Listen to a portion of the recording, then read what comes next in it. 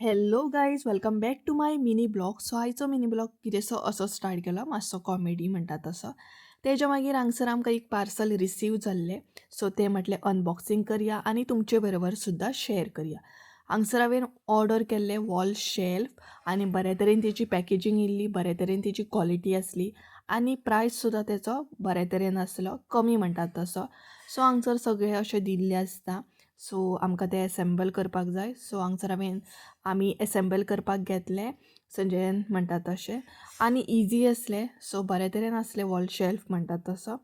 आनी तेच बरोबर म्हणटात तशें मागीर आमी पयलें कशें कितें आसा.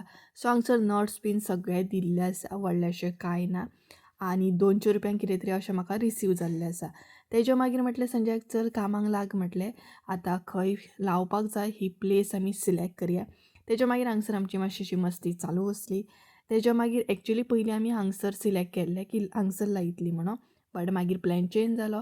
आनी तेच्या मागीर प्रॉपर आतां म्हटलें मेजरमेंट बीन काडलें आनी एसेंबल करून घेतलें. सो 3 ऑप्शन आसात तेका. अशे तरेन तुमी कितें डॅकोर दवरूं शकता, प्लांट्स दवरूं शकता. एकदम हेवी बरें आसा.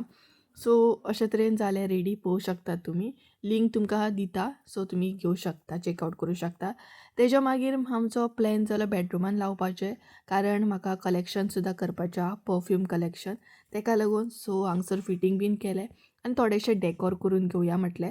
मातशेंशें हलकेशें, चड अशें ना. सो जितले परफ्यूम आसले ते हांगसर हांवें अशें दवरून घेतले. सो गायज असोच लायचो मिनी ब्लॉग आवडलो असो जाल्यार लायक करा. Bye bye.